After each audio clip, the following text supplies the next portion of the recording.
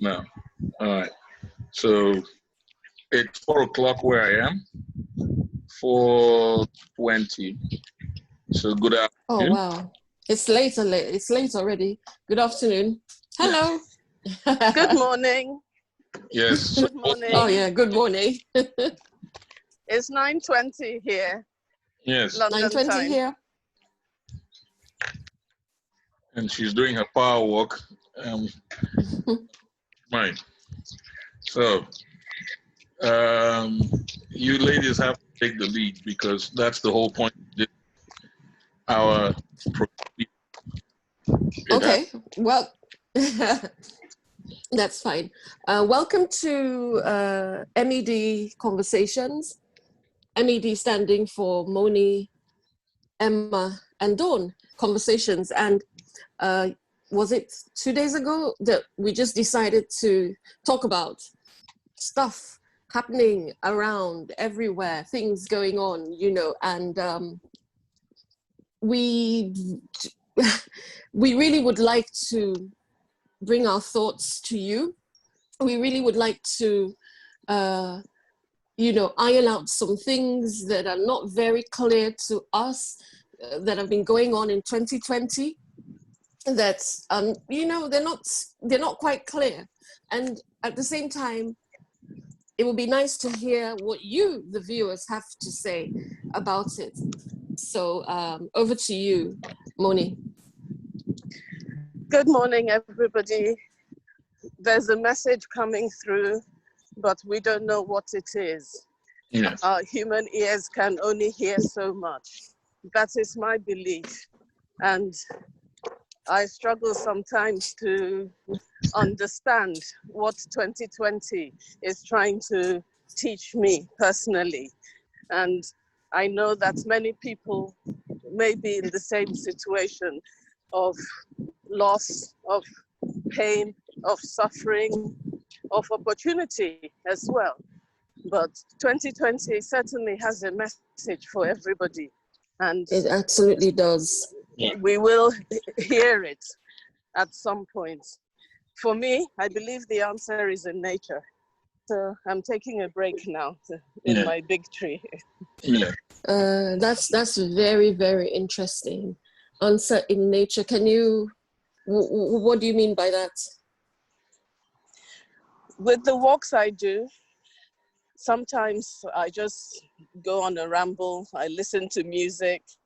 I cry, I sing, I croak, and suddenly I get a light bulb moment. So this is what it is. I see a tree trunk that has fallen to nature, and I think of our loss.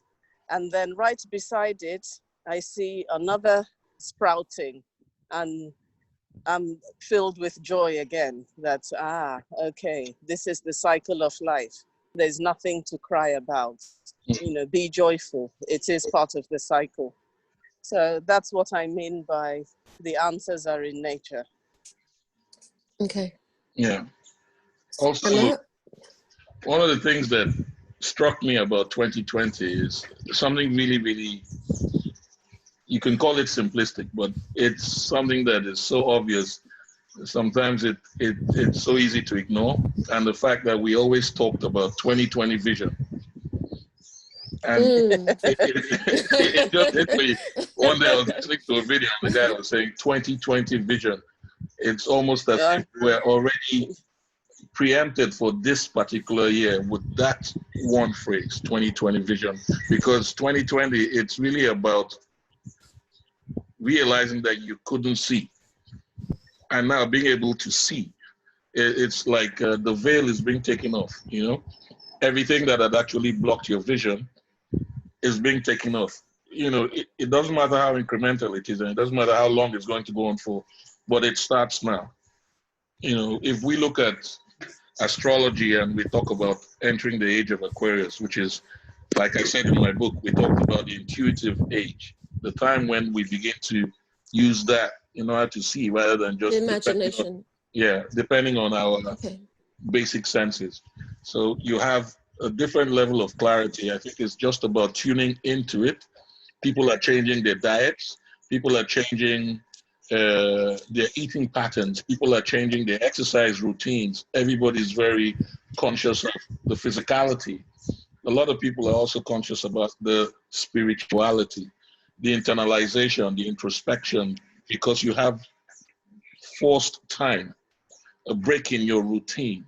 You know, before you're preoccupied by your disposition that you don't have time to actually consider these other things. You just flow into your routine. All of a sudden you have more time than you had available over the last 5-10 years, and you have a lot of things annoying you, and yet there are a lot of things that are inspiring and you don't really understand why. You know, if you were in the yeah. Emma, we had the time, but no time is always a very acceptable excuse, isn't it?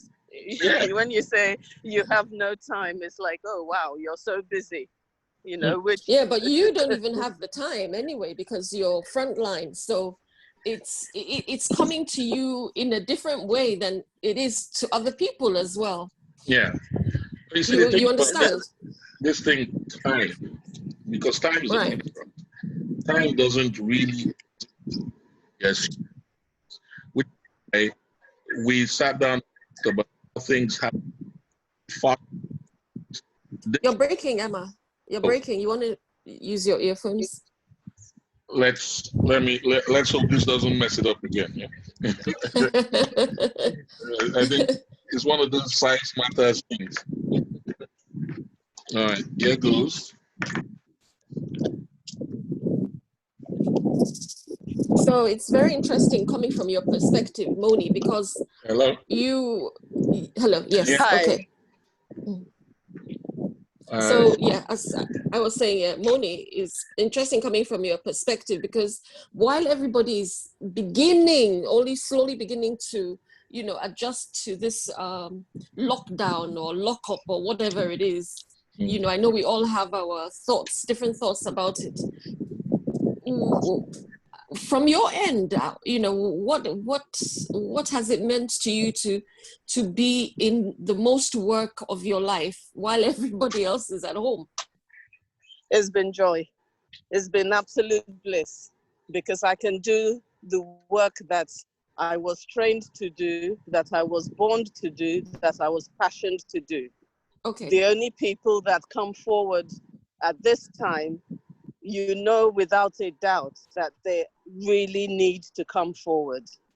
So it takes away a lot of the less serious conditions that may have got better on their own anyway. So you're able to give attention to what you need to give attention, as opposed to rationing the time to be able to give it to everybody. So I personally have really, really enjoyed this time. Can you hear me now? Yes, I can hear you. So Emma, Okay. back over to you again. Sorry to All right. Yeah, sorry about that. It was just I had to configure this thing. Imagine I did my master's in IT. I don't know how to work these things anymore. This is the problem with age. So time, what I was saying, time being a construct, yeah. And we notice, me and Dawn have talked about this a few times. We've said that it seems like the days are accelerated, and this has to do with the days Gregorian are getting calendar faster, and probably the to use the pun, the dawn of a new age. No pun intended. So there's so many factors attached to this, but it's not really about, you see, the thing is, we have to consider how society has been set up. Society has been set up in a particular format. We are the people who actually provide society with the structure that it needs to continue to keep us enslaved. We are the people, we are the gatekeepers of our own prison. And this is not to be... We are the gatekeepers of our own prison. That's you know, because we participate in everything that is capitalist. Our lives depend on, or we have been conditioned to believe that every activity we do, that we participate in now, is relevant to the continuity of us as a species. So we look more external. This is why we're very, how do you say, we talk about this time thing. You know, we're like, we have routines, we have preset routines. You wake up, you catch the bus or you catch the train and you go to work and you da. And all these things are preset. Like what this corona has done is it shut all of that down for a period where you had to go away from your comfort zone, which is that routine. Right. You become used to that routine. And when you're used to that routine, you don't want to break away from that routine because it's challenging for you to find a different set of motivation inside of you to accomplish something different other than what has been accomplished and is easily accomplishable, which would be the acquisition of some kind of material comfort and the consolidation of your family situation, which that really becomes the objective of being in this world rather than people actually taking time to find something more inside and then expressing that through creativity or through some form of altruistic function. So basically, this has given us a, okay, stop. It's like there's a film called The Day the Earth Stood Still. Keanu Reeves. That's the remake, the first one. And at the end, everything just stopped. Everybody came out of it. Nothing worked. You know, everything shut down. And then all of a sudden, you don't have your WhatsApp anymore. You don't have your Facebook. You don't have your distractions. You don't have your smartphone. Then your conversations now have to be different because you have to confront the person and look them in the eye and speak to them. So your social interaction now becomes one where you consider what is going on inside of you before you voice everything Speak. out. Yeah, before you Yeah. speak, because you could be going through a stressful day and but when you're on the phone, you don't care because you just, you know. So that aspect of the human interaction has actually been slowly taken away with this distracting technology that we think is so useful. I mean, So important. it's so important because before I Google think lack Maps, of, yeah. Yeah. you know, Google Go on, Maps Moni. is the thing. And now, before we used to use A to Z, yeah, the book. We put the book in the car. You remember that? Huh? We used to use A to Z. I used to drive a mini cab in London. I used to use the A to Z, you know, and I got around just Oh, fine. wow. And this is way back when I was in university. This is like 96, 95. And think about that. Now people can't actually leave their house without, you know, plotting the Google map and this. And so your natural instincts are being eroded and your dependency on science is being magnified. And all of a sudden you begin to lose contact with those things that actually make you more human. You now Humanity. begin to And associate with what makes you more artificial intelligence like. Hence, you know, if they put the ID chip in you and the neural networks actually link with the chip and blah, blah, blah. And where we are going is really away from the soul and into the product. That's where we're going. I think 2020 and all these things happening are no coincidences, even though some of them were structured by quote unquote the bad guys. But if you look deep inside of it, you would find that it gives you an opportunity to get to know who you are better. Yes. Yeah. That's I a good around. point. I danced around a little bit, but you know, you kind of No, know no, what that's fine. I was talking to Moni a couple of days ago, and she said something very interesting. You know, because we were talking again about, you know, good versus bad and everything, and she said, which got me thinking. She said something to the effect of, with every bad, there must be a seed of good inside. Yes. If we look for it hard enough. To something to that effect. Moni, can you go on with what you wanted to say? well, Moni says a lot of things. I don't even remember.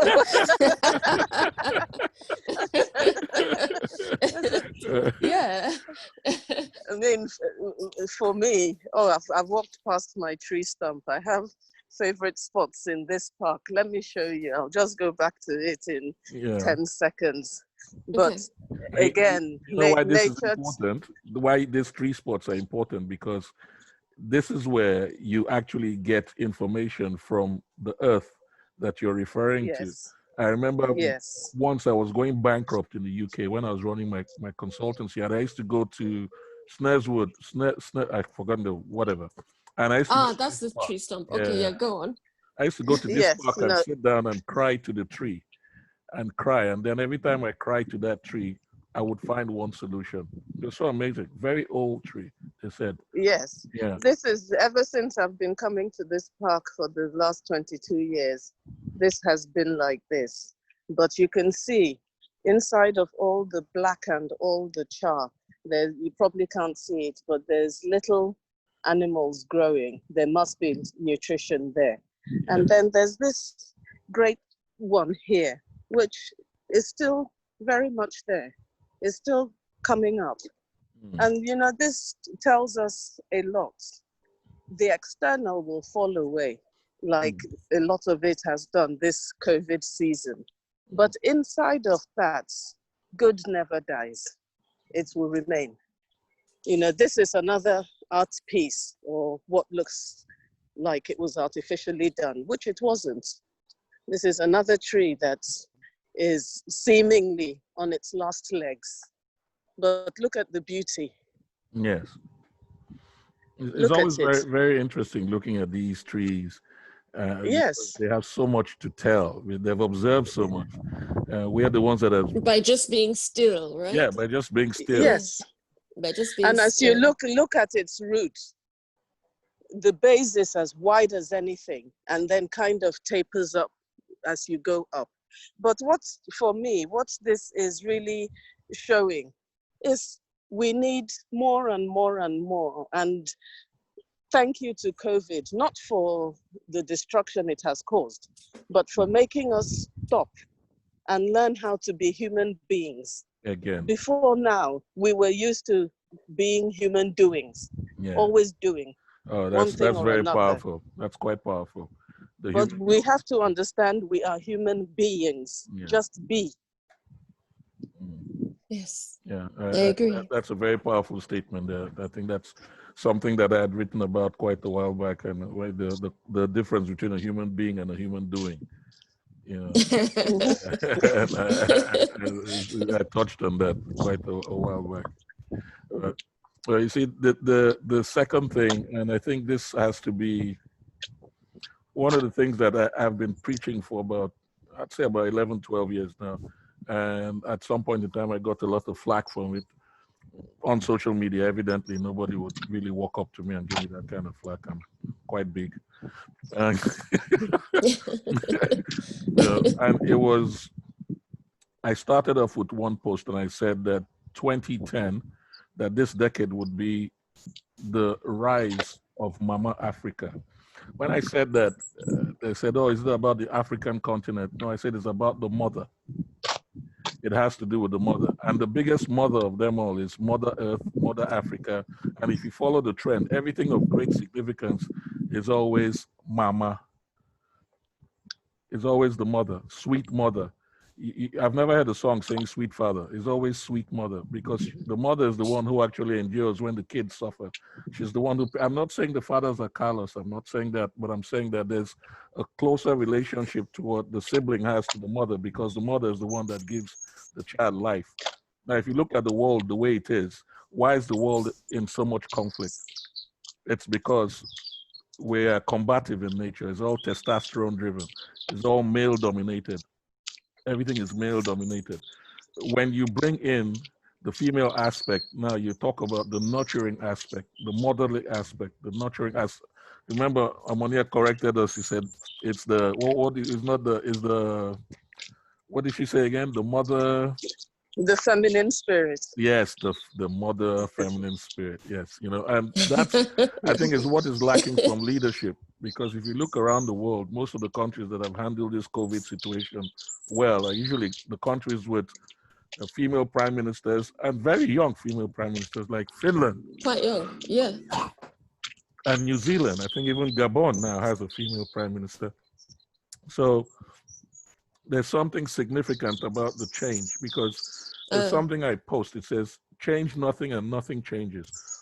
And second thing, we'll look at what Einstein said about insanity, doing the same thing over and over again while expecting And a different expecting result. different results. And if we look at the world, we have never really taken the time to see and to experience the perspective of female leadership. The last time we did that was when, back in ancient Africa, when all the people who were spiritual gurus and all that, the nutritionists, the medical practitioners, they were all our mothers, because they went into the farms and they would pick the plants. They would intuitively know which plant would be edible and which plant would be medicinal. That didn't I'd come. always wondered how that happened, you know. It's the Must have been creation. something over the years that they learned and they passed down the knowledge. I You believe it understand? was extrasensory perception, because that is, the woman is a direct conduit to the divine source, because she is the only one that actually does what the creator does, and the creator creates. And life, Creates. yes, And life is created within the woman. I don't see any man getting pregnant and actually harboring life and nurturing it until it comes out. That's not our role. Our role is to protect it's to protect and support. and support. It's not really to create. And so when you swap the roles, there's always a lot of confusion. And then when ego comes in and pride comes in, that amplifies the confusion. I know we've gone off topic a little bit because we're talking about time. No, that's absolutely fine. But this is That's relative. absolutely fine. I think one of the joys of our conversations is we're allowed to go in any direction we want to and come back to where we want to come back to, because it's all relative. There's nothing separate from everything. Everything is everything. You know, there's a saying I heard. We are all connected. Yeah. Where there's a connection to everything. Especially now that three of us are connected to the same Zoom room.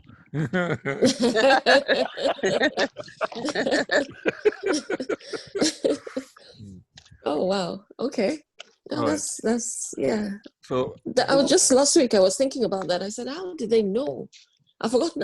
I might have been reading something or watching a movie, and just seeing them picking leaves for medicine, and I was like, how do they know?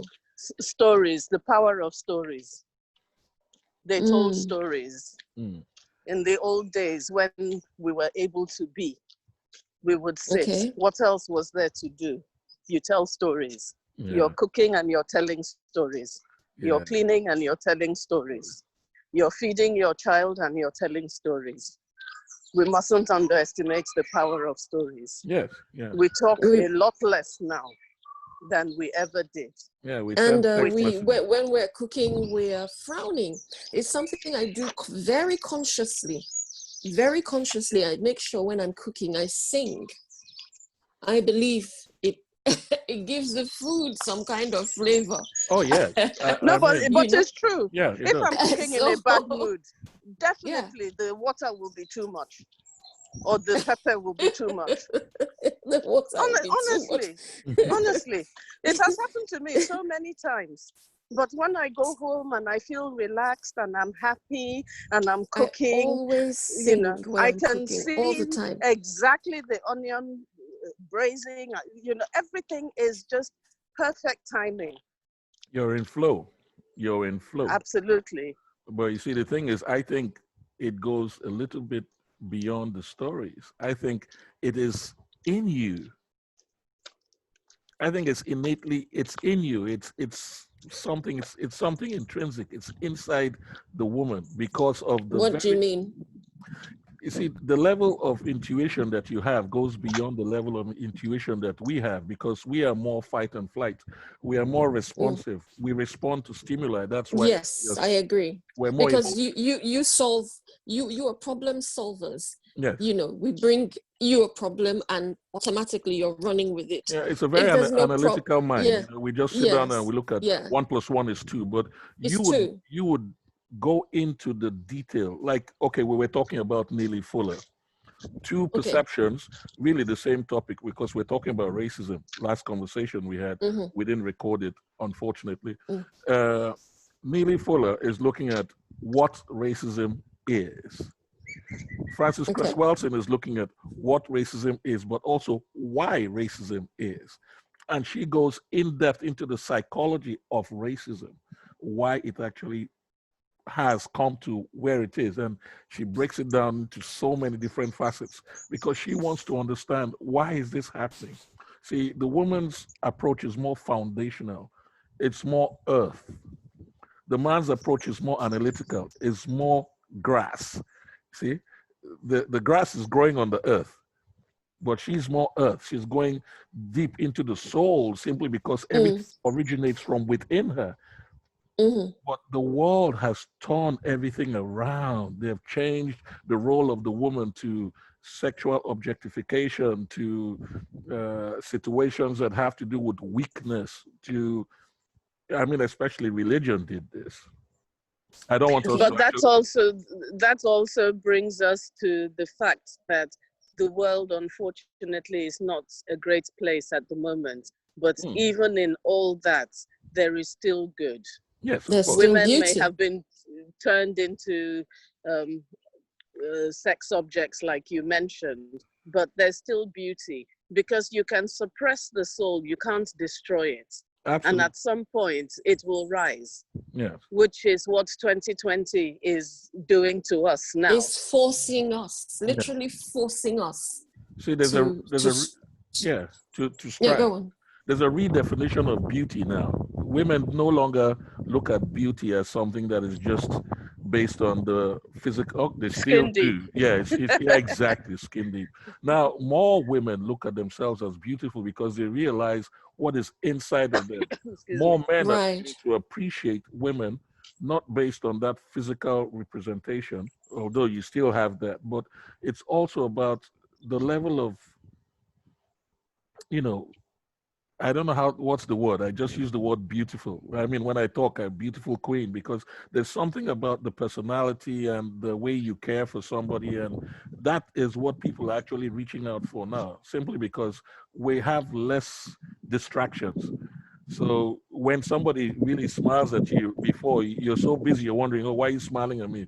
I have to go to the office. Why are you smiling? But now you take time and appreciate the smile, and you don't read false intents into the smile. You don't make any assumptions based on what that smile represents. You just catch the smile, and it makes you feel good, and you feel good because all of a sudden we want to feel better, simply because we're aware that all along we've been distracted. We thought we felt good, and we thought the material things that we used would make us feel Would good. fill us up. Yeah. It doesn't, I mean, like I But said. that asks you, why were we empty before? Why did we need such filling up? What is it that was, what caused that void within us, that somehow materialism was perceived as drives us now. the answer? What is it? Because unless we get to the root cause, when the situation gets better in the country with COVID, we'll be back to square one again. I don't know if I'm not sure we will go. Yes, back. because a lot of people are really introspecting at this point in time. A lot of people are, and once you stretch, once those blinkers have come off, that's it. There's no going back. No matter even if you take one step in 2 years, there's no going back. Once those blinkers are off, as long as you've started questioning, it's an eternal quest. So it will not. I don't think it will ever go back to how it used to be.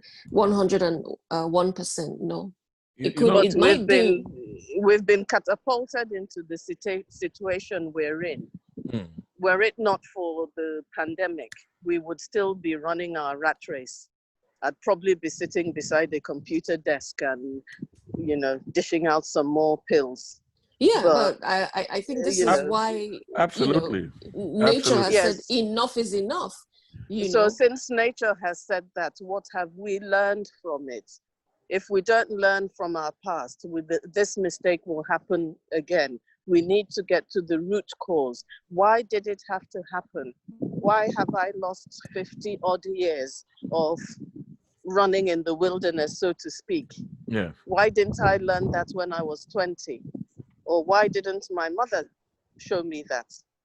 Perhaps Let- the let- mother didn't know what? at the time. Let's look at this. Let's look at this from a globalist perspective. Yeah. Now, the only way I can actually break this down, I have to go back to what racism is. You have to understand that we live in a structured society. The curriculum for your education is based on an agenda that was actually created, that the agenda created the curriculum for your education. Yeah. And that agenda, if you think about what we have been sold, is go to school. When you finish school, go to university. When you finish university, get a job. When you get a job, you get a mortgage. You get the mortgage, you get the car, you get the family, and then you retire and you get And you your die. retirement home, and then you die. So you have been sequenced into this thinking, and this sequence is generational. See, the thing is, we have to remember The that question is why? because it benefits the people who structure the society. Why? Okay, let's say we live in a prison. We're in a Why? prison, and Why? the person who owns the prison actually requires the No, prisoners. she's asking why are we living in a prison? Well, you Why? have, Why did the people who created this prison? Why did they do that? I have to show you this, Ema and Dawn. I have to show you. Look at this tree. Oh, look at that. You'd think there was nothing there. Look at the leaves on it. oh, I think I'm still on a time gap there because, oh, nice, man. You can actually put a settee in there and have a small flat. There is. There is. Look at it. There is. That's lovely. I like Is stuff this like that. man-made? No, I think that's nature. Yeah. I think Usually, this is when nature. when you have one of those situations where a lot of heat goes in and it actually chars the interior of the tree, and then the tree Heat sort of from like, where and why? It might well, be man-made. yeah, it could be one of those forest fire things. You never know how old these things are. All right. Now, this So why, that's what I'm saying. Why? I don't know. I don't know the why because I'm not in the position to know the why. Because if I knew the why, then I would have solved all the problems. See, the thing But is, aren't we then perpetuating the problem? Why don't we stop and try to figure out the why? that's the whole point of this COVID. That's the whole point of this transition. The whole point of the transition is from, let's say, 2,000 years ago, we were led to believe and we were led to exist in a particular manner that served a particular group of people. Those people are the same people who go to Davos in order to restructure society. Those are the same people that actually give you laws, and they're the ones who actually create societies that we exist in and call them what they call them. So there's a hidden hand. Yeah. So we are at this point now where we're beginning to wake up to the menace of this hidden hand. And the intentions of the hidden hand become obvious simply because we're becoming more aware. Before we were like sheep. They say, go here, we go. Now we're waking up. We're now becoming shepherds. We're looking at where we want to go.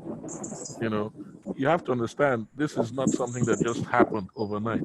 This has happened over hundreds of years of conditioning, thousands of years of conditioning, of mind work. Every society actually, okay, we look at religion. Why is religion so sparse in different societies? Because it's about social control. The Chinese man has his own religion. The Indian man has. Don't go into religion. Yeah, I know. Don't I'm go just into I'm using that religion. as just I'm using that as just a general, a general analysis example.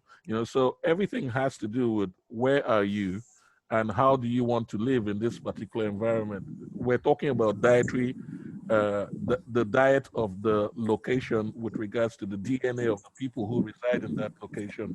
Why are specific foods in West Africa not available in Europe? Because the people who live there are genetically predisposed to actually suited for what they have. What they have. Yes. See? So if we start to look at things in this particular format, then we would understand why most of us are very confused because we're all subjective to this dominant society that has actually positioned our minds. Remember, I said something poignant the other day. I said if 5% of the human population controls 95% of the human wealth, then Right. you know that they're not going to give that up. They want to make sure that that wealth stays within that 5% because they begin to lose their significance. Like in the film Ants, where the ants actually finally realized that the grasshoppers were weaker than them because there was strength in numbers. That's the divide and conquer theory. So now we are actually waking up and we're unifying based on our individual awareness. So we don't have to actually individually come together in a group and unite. Our state of consciousness itself Unites us. Yes. unites us, because once you awaken to what is true, yeah, what is true, because there are 2 degrees of true. There's the truth, which is universal logic, and there is true, which is the synthesis Your of, truth. yeah, your own individual truth. So once you wake up to what is true and you realize that, hey, my life has to be worth more than just 9 to 5 and retirement. And, you know, at 50 years old, I get a little bit of, what do they call it again? Midlife crisis, and I buy a Ferrari and look out for young women. You know, you have to actually come away from that synthesis. Have you got a Ferrari, Emma? No. I can't afford that. And plus, that's not the way I roll anymore. Before I try and get one, my wife would take the money.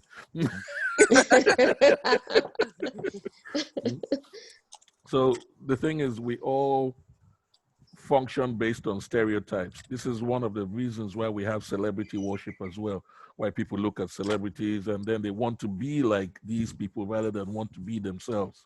You see, we are in so much denial of our own authenticity that we are looking for different representations. We are looking on the outward. So now all the time. Exactly. That you all just summed it up. You know, so now if we begin to look inwards, as you are doing, as I am doing, as each and every one, we're trying to find our own unique identity. And when we find that identity, we can now use that and retrace our steps and redesign our future based on that identity. Now, as a community, we're now doing that, as Dawn says, we're doing that consciously. So we're like designing our future consciously because we are aware of our own spiritual significance, regardless of, like your fingers, you know, each one plays a role, even though they don't look the same, but each one's role is significant. If they're not stuck together. Yeah, you can't, that's why you can't clap with one hand. You know, my mother always told me that. So oh, yeah, try now, clap with one hand. You know? So I think we're coming to the point where we all don't need to feel less than. We feel more than, and then that would, like, I've always said, overcome to become. You know, you transition from the point where you judge yourself based on what is on the external, and now you begin to accept yourself more from what is on the internal. So it's not a judgment thing anymore. It's more of an acceptance thing. And my definition of love is acceptance and appreciation. That's the fundamental definition of love, because when you go through that, you're actually pushing away fear. And love and fear can't actually exist in the same paradigm. If not, it's not true love. You know, so this is the revelation. That's why whether we want to change or not, the change is coming. We can't do anything about it. We just have There's nothing we can do. You have to adapt to it. And so you can bend like a willow or you get knocked down. I have to say my disclaimer for the cigars, yeah? I know many people would hear me talking about all these things and they say, oh, healthy lifestyle, blah, blah, and I'm still smoking a cigar. Well, you know, like I said, everybody has to. That's why we're human. Exactly. You have to do your own work, you know. I'm working on mine. Work on yours. Right now, I still have these vices that hold me back or hold me up or down, whichever way I look at it. But I don't see them as me, as long as I'm not harming anybody else, you know. I'm not saying it's an excuse. But you are. No, they've all gone out. You're harming yourself. Yeah, that's what I'm saying. And anybody else. You're important to the whole. Well, I'm taking responsibility for it now. So I'll drink. But you're important to the whole. I know, but I still like the cigar.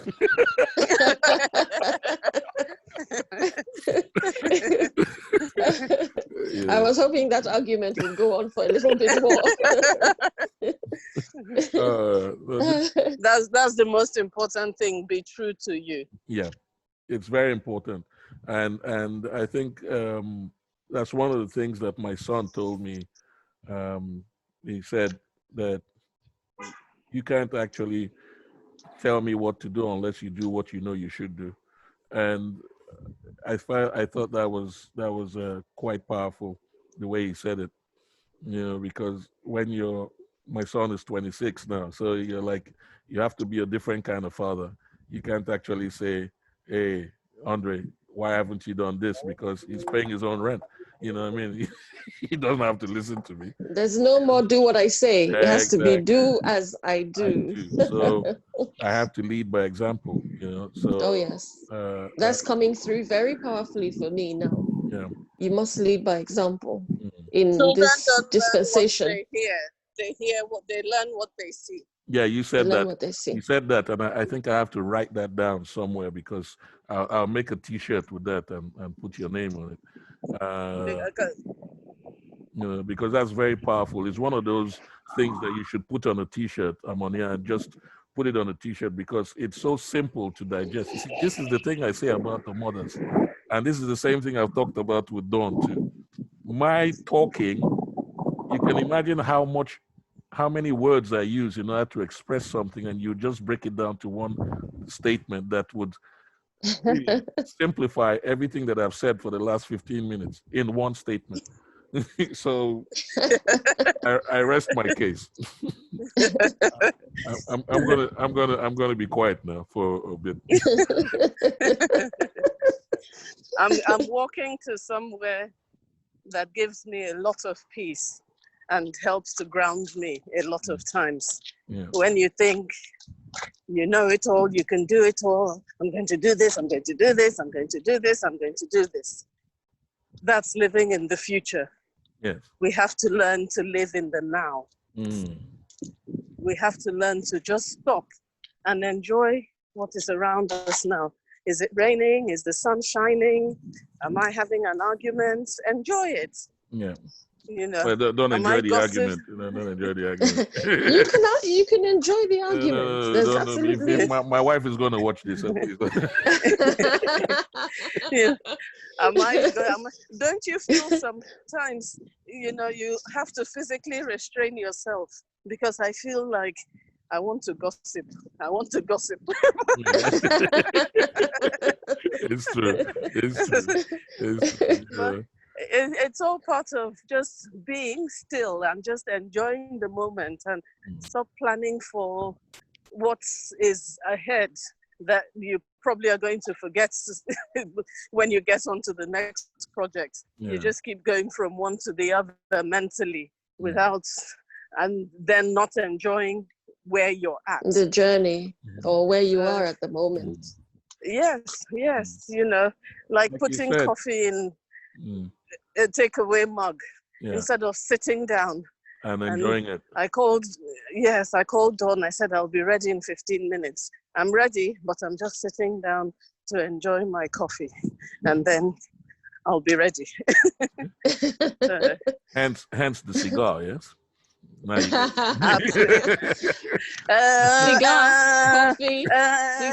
coffee. Cigar, wine. Okay, you guys got each other there. No. But you see, that thing you said is very, very powerful, because remember that old saying, they said, if you live in the past, you live in fear you live with regret. If you live in the future, you live in fear, in anticipation of what is to come. But if you live in the present, you live in awareness, you know?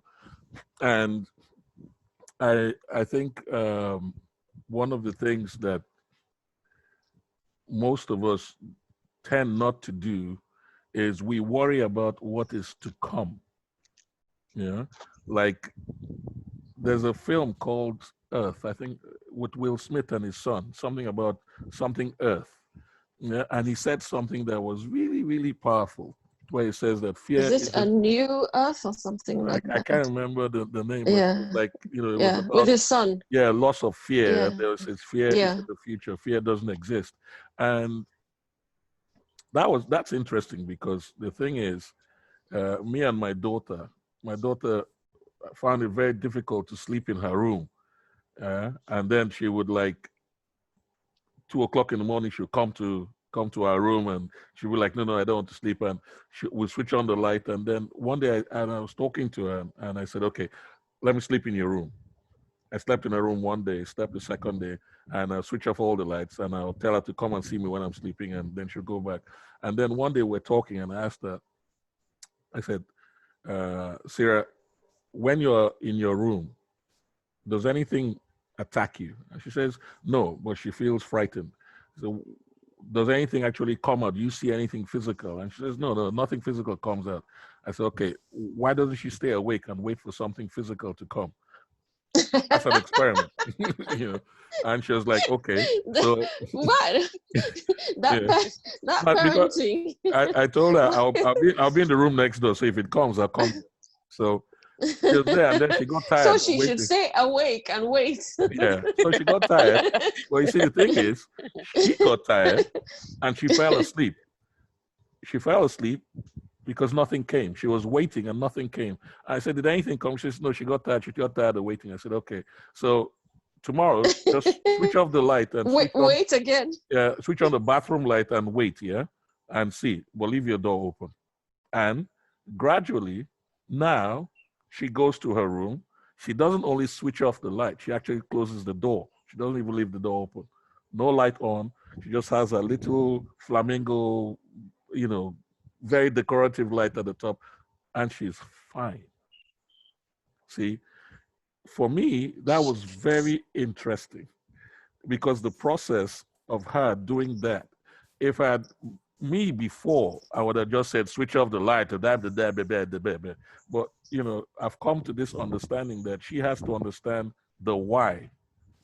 See, back to Harmonia again, the why as well. So that fear has to be released, but with justification because of the vacuum theory. Because when you take something out, you have to put something back in. If not, you just go back. And gently as well. Otherwise, it will just be pushed down into your subconscious. Yeah. You can force it. You acknowledged her fear. Yeah. Yes. Yeah. You can force it, but you're not. You haven't removed it. Yeah. Because when it was my this turn, is taken away. With my dad told me, "Why is the light on?" I go and bring my belt. Let me tell you. Bring my belt. Let me show you how to save electricity. Why would you switch the light off? And that was it. There was no rationale. No argument. There was no argument. It was instructional. But you didn't learn. Yeah, because it took me a while. Even when I bought my first house in the UK, I used to stay in that house and I would switch on my light. I was in my 30s, but I'd still switch on the light when I sleep because I had this thing in me that had already formed, and now I was rebelling because it's my house. I'll switch on the light. I'm not going to switch off the light. You understand? This is why you took time with your daughter. Yeah, because you understood that by just instructing her to do it, it didn't really. It wouldn't give her peace. Really understand. And so when you talk about living in the now, that's the situation. It's the awareness of the now, of even me in the now. Because I inherited the characteristics of my father and my mother, and I evolved them to me in the now that is more understanding of her own situation rather than me just seeing it as something that she should be able to overcome through basic reasoning. Yeah. I would now walk her through that in order for her to understand that she can actually overcome these things herself if she looks at it logically and takes the necessary steps to go past. So this is an example of my parenting technique improving because one, I have a 26-year-old son, I have a 9-year-old daughter. Look at that age gap. And then you're parenting a son and a daughter. Now the daughter requires a little bit more care, and a double barrel shotgun. Well, why should that be? Why should that be? Why? Simply because I will be feeding her. I will be feeding her the testosterone driven me, the go get it, run 100 meters, fast me. And because But that's because you know that now. You didn't know that before. yeah, exactly. If you had known that with your son, you have evolved. Yeah. Yeah, but It's you can that has you can make changed. it, but you can give. Yes, it's him that has changed. You Mm. see, because you can even give her the run, and do things. But there could be the balance as well.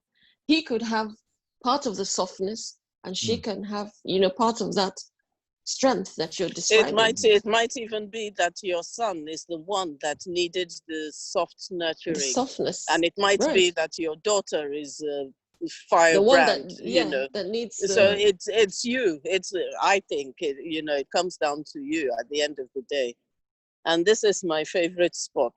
Yeah. But for the grace of God, it could be any of us. Well, you see, the beauty about this, me bringing this up, and both of you actually agreeing, is going back to why we started this conversation about 2020 and what 2020 is about, and why 2020 is relevant, and the 2020 vision, because it is down to our individual growth inside that would actually determine how good 2020 eventually becomes and beyond. It is down to us individually to actually, I think, take that time. Yes, 2020 just reminds us that all we have is what is between the cradle and the grave. Yeah. The cradle we had no control over. We were born to the best people for us. Yes. And once we're here with a piece of wood or concrete over us in Mother Earth, we have no control. It's what it is. It's what we do between that is important. It's what we impact between. Or we don't know what's impact. beyond. We don't know what's beyond. Yeah. Let me just jump in there. Is important. We don't know what's beyond. And we don't even know when. No, nobody has gone there to come back and tell us. We're going to beyond. We don't know. We don't know what's beyond, but no one has. Well, there might be one or two people who've gone and come back. Yeah. To come and tell us is this or that. Isn't that why what Amonia said is pertinent? We should live in the now, because if we're chasing what is beyond, then we're actually living in fear of what is to come, because fear is always in the future. Fear is never in the now. Danger is in the now, but fear is in the future, because fear is something that hasn't happened yet that you anticipate will happen. It's like me sitting down here and look around and I'm like, okay, maybe a snake is going to come, but the snake is not here. There's no danger. It's the fear, it's the anticipation of the event that really hasn't happened. And what you are actually doing with the fear is you are manifesting a situation that hasn't happened. That's why we say what you fear always comes to you. See? Yeah. Because you are actually calling it, and the universe does not speak Yoruba. The universe does not speak outside. The universe does not speak Italian or English. The universe speaks intentions. And frequency. it's the frequency is that thing that my favorite topic. That's why I think that we have to do one whole session on that segment. So this is all these things we're saying. It is important. It might seem like we're veering off in multiple directions, but you can see the uniformity in the message about live in the now, stay aware, fall in love with yourself, be more conscious of who you are, and begin to go inside.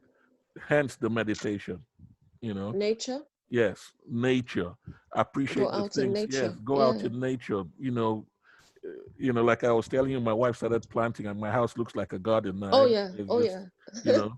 And with the sage thing, I've started falling in love with the smell of sage. It's like another cigar for me. I just go around the house, saging the whole. I like sage.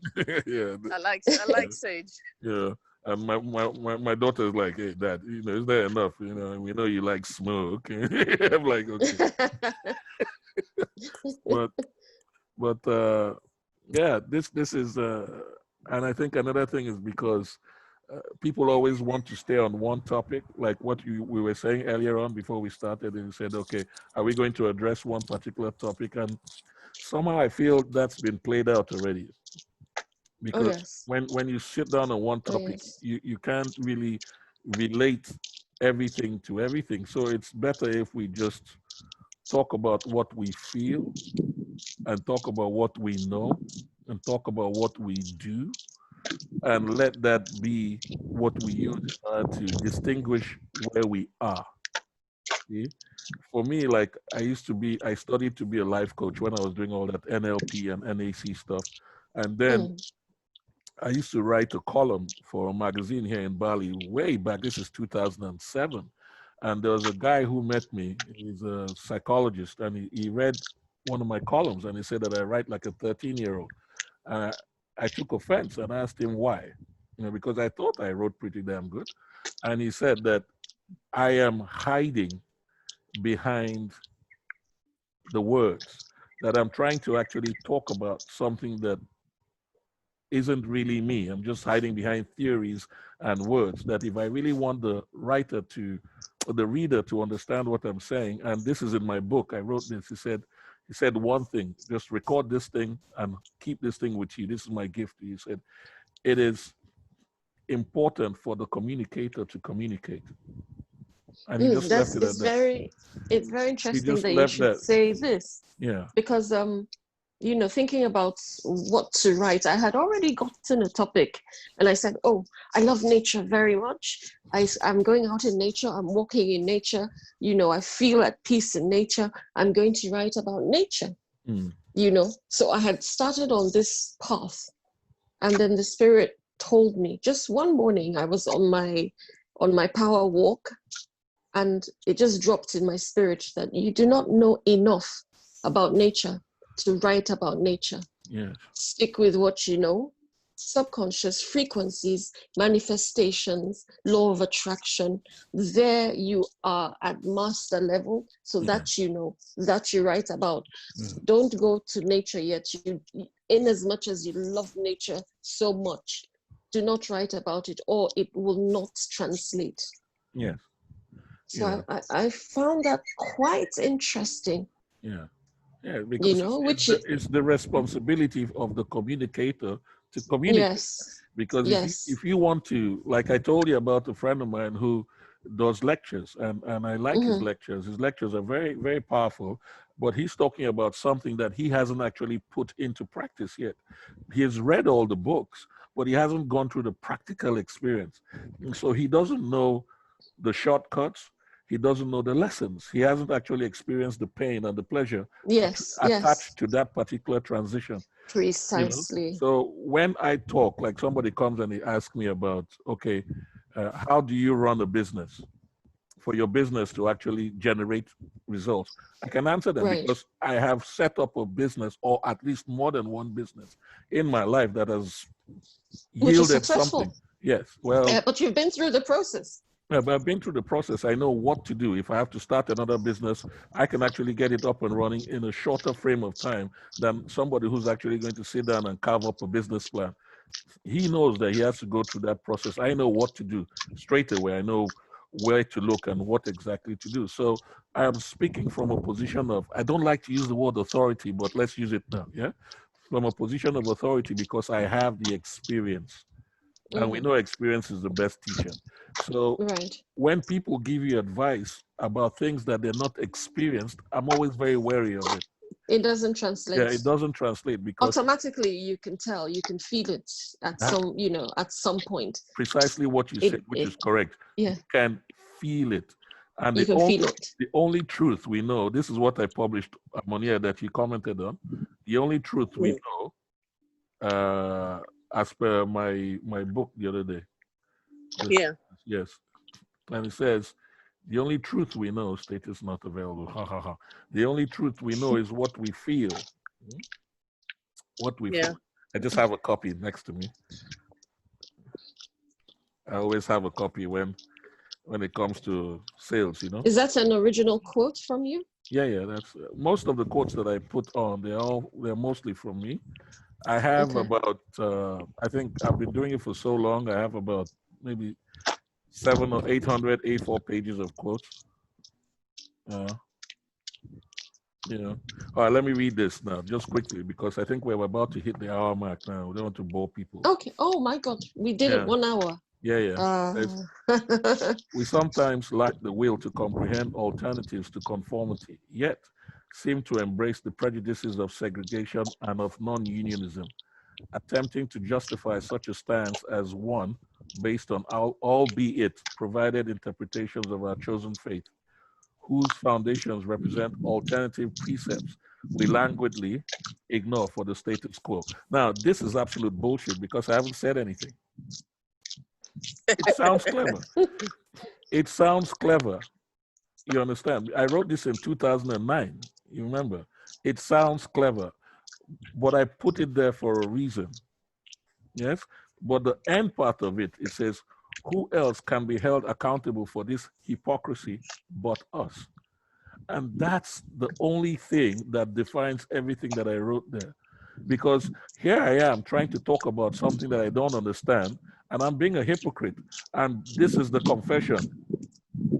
The confession is the hypocrisy is us. We are the hypocrites. And unless we actually, if you want to solve a problem and you exclude yourself from the creation of the problem, you're never going to solve the problem. Every argument I have with anybody, I automatically assume that I am to blame. Why? Because I participated in the outcome. Either my contribution or my silence participated in the outcome. So I have to take responsibility. Then I would review what I did, go back and sit down. I'm like, okay, why did this turn out the way it turned out? What did I do? How did I participate? Was my silence complicit in the outcome? You know, did it actually accelerate the outcome? My detachment, you know, and unless I do that, I can't grow. So the only time you can grow is you have to go into an uncomfortable space. Hence, COVID. This is what COVID does. It builds up your spiritual muscles because you go to an uncomfortable place and you begin to see yourself in the first, second, and third person. You look in the mirror and you have to appreciate what you see because you're not going to just brush your teeth and wash your face and run out. You're going to actually look at that mirror because you have more goddamn time. So you begin to look at yourself from a different perspective. You begin to look at yourself intimately. Like I said, you're getting spiritually naked. You're actually undressing yourself spiritually in order to see what's really underneath the veneer mask that the mask that is there. You know, so once you, and at this, I was just going to say, at this point in time, we are going to say goodbye to everybody. Yes. We'll be back again probably next week. Then we'll talk about medicine versus orthodox medicine versus alternative medicine. All should kinds be quite of medicine. interesting. Yeah, in fact, I'm just cooking mine right now because I cook my own medicine. You know, I cook my by own the time we medicine. finish our ramblings, I think we'll still come back to some sort of harmony. You know, we have a doctor in the house, and a native doctor. I am the native one. I am the one who likes the leaves. I am the one who wants to know, you know, what does this do? What does this heal? So we'll see how that goes. And it was nice to be with all of you today. Yes, likewise. Beautiful. It's you know, it was enlightening. Yeah, it's good to not be scripted. I don't like the teleprompter thing. I remember the first lecture I gave when I wrote my book in Bali, and this is going to be quick, don't worry. And I walked in there, and I said, can you just ask me questions? Because I don't know how to rehearse anything. I don't know how to prepare notes. I don't know how to script. I just like to wing it. You know, so this is refreshing for me because many times I've been asked to do things like this, and it's always based on a script or an agenda, and then you know the areas that you cannot go into. You don't have to join the script. Yeah. Well, yes, you know, no, you don't. If you don't, they don't. We have choices. Yeah. Well, they don't pay if you don't, so you know.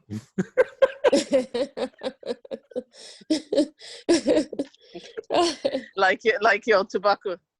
Exactly. I was And your waiting for that. coffee. I was waiting for that. Okay, so Thank you very much, thank everybody. you. You guys, Real moments of truth. yeah, Real moments of truth, indeed. yeah. And see you again next week. Yes, yes. Love yeah. you. Love you all. Thank you so much. Yeah. Yes. Bye. Take care. Bye. Bye-bye. Bye, Emma. Bye. Yes. Bye, Moni. Bye, Dawn. Bye.